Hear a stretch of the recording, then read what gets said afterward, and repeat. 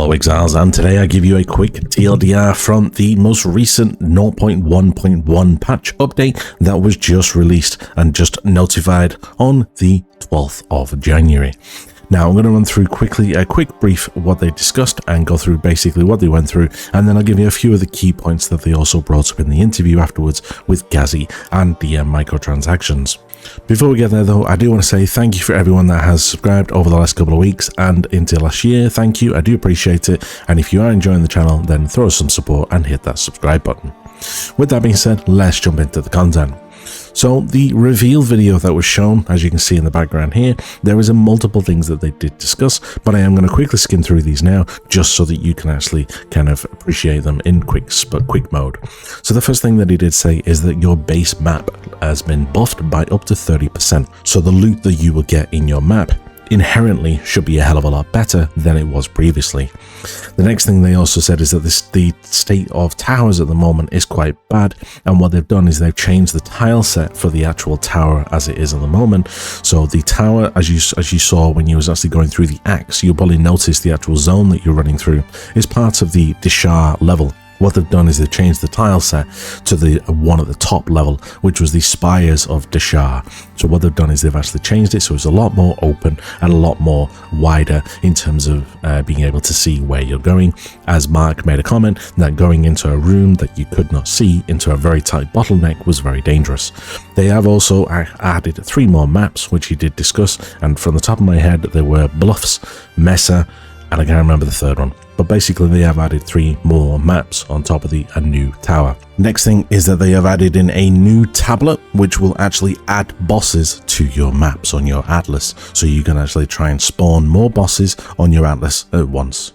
They have also then buffed strongboxes, and he has said that the on-floor ground effect has been reduced, and obviously they spawn a hell of a lot quicker, so you might want to try do some strongboxes to try and see what type of gear you get. Next thing is that they said that they actually increased the clarity of all on-death effects and stated that if a monster actually dies, then the on-death effect will actually despawn. The amount of times that I have died to on-death effects is absolutely obscene. Carrying on, they then said that they have now increased the amount of zoom that you can do on your atlas, so you can actually zoom out further. Now, there was a bit of a bug that we noticed about 4 or 5 days ago, where you could actually inherently zoom out by pressing escape, but what they've done is they've just added this into the base zoom, which is amazing. They have also removed the load time that it takes to open your atlas and your maps, because as we all know, we hated that spinning cogs that you saw when you actually opened up your atlas or opened up your Act 1 to 6. That should be now removed, or if not reduced. They then stated that Delirium has been buffed and they have increased the simulacrum drop chance. They have also stated that omens had going to be appearing in rituals 60% more often. They stated that they have buffed expedition in terms of the bases that you will be able to get on your vendors. One of the big changes that they did do is that they have then added a beam of light on your atlas so that you'll be able to see your citadels through the fog of war from a distance, so you know exactly where you need to be heading. Another big change that they did is that they then turned around and said that on the final pinnacle boss, so the Arbiter of Ash, they are now going to be giving you 6 portals, so you are now able to try it multiple times so that you can actually learn the boss mechanics. They stated that they have buffed all uniques in the early game, so a lot of the uniques that are shown on screen are early game uniques that you would get typically in the axe, and they are early level requirements, and they have buffed all of these so they do more damage and that they are more effective in the early stages of the game. One of the biggest changes that they stated is that you can now override runes within your gear. So whether it be a soul core or whether it be a regular rune, you can now override it by clicking on the rune and clicking over the top of it, and it will then override it. They stated that console filters are on the way and they're just working on it, so just give them some time. It will be done in short.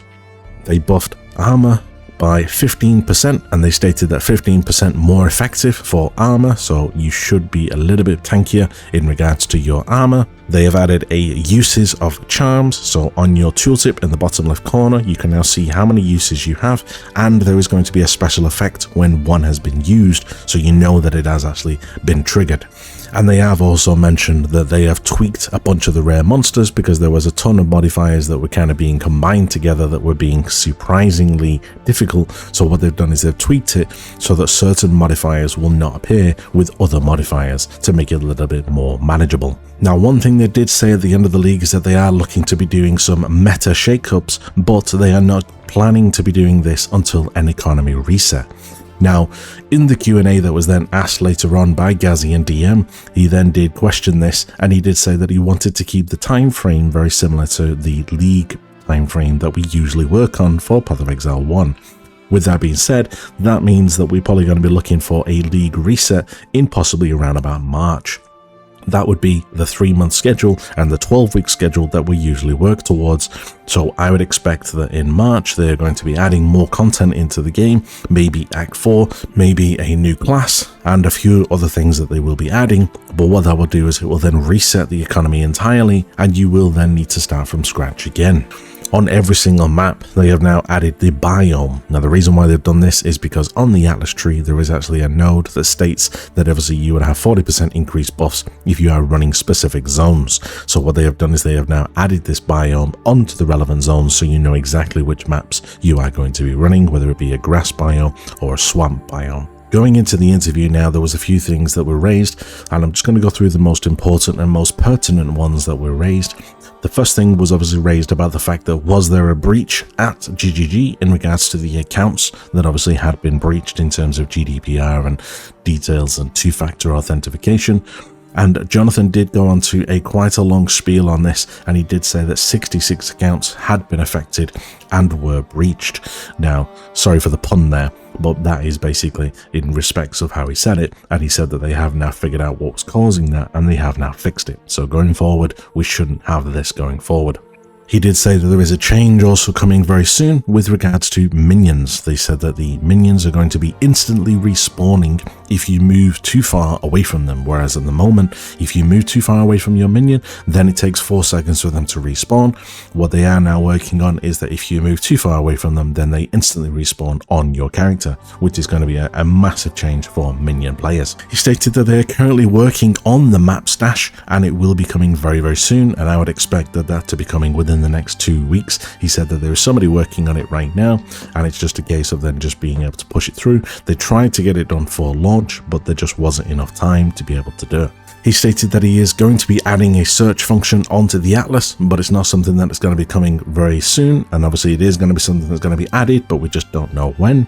The topic of the auction house was raised, and he came back and said no comment, and that it is going to be possibly raised another 10 times throughout the course of the year, and he will address it at every point, and depending on what their workload may be. The topic of Alva was brought up into consideration in respects of why can't we gamble with her in your hideout.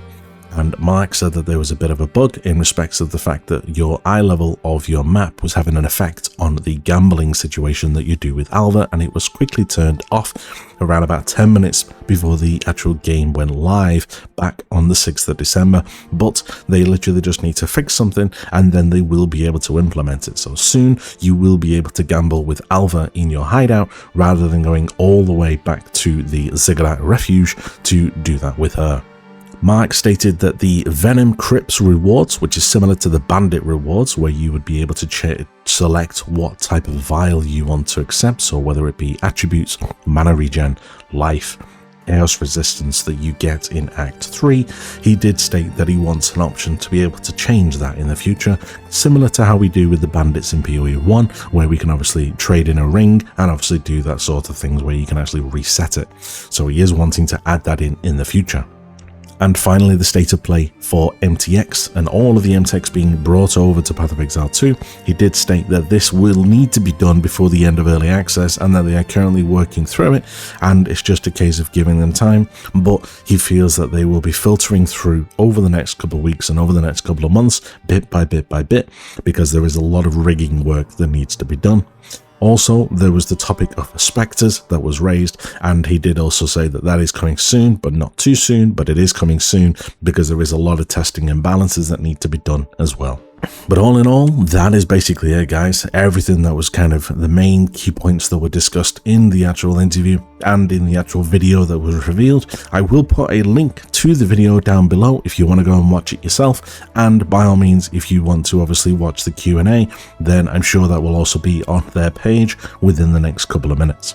Other than that, guys, that is basically it. Until the next video, I am possibly going to be doing a build guide over the next couple of days, and until I see the patch notes, I want to see whether my build has actually been changed. If it hasn't, then I will be doing a build guide over the next couple of weeks. So keep an eye out for it, guys. Thank you for watching, and until the next video, stay sane.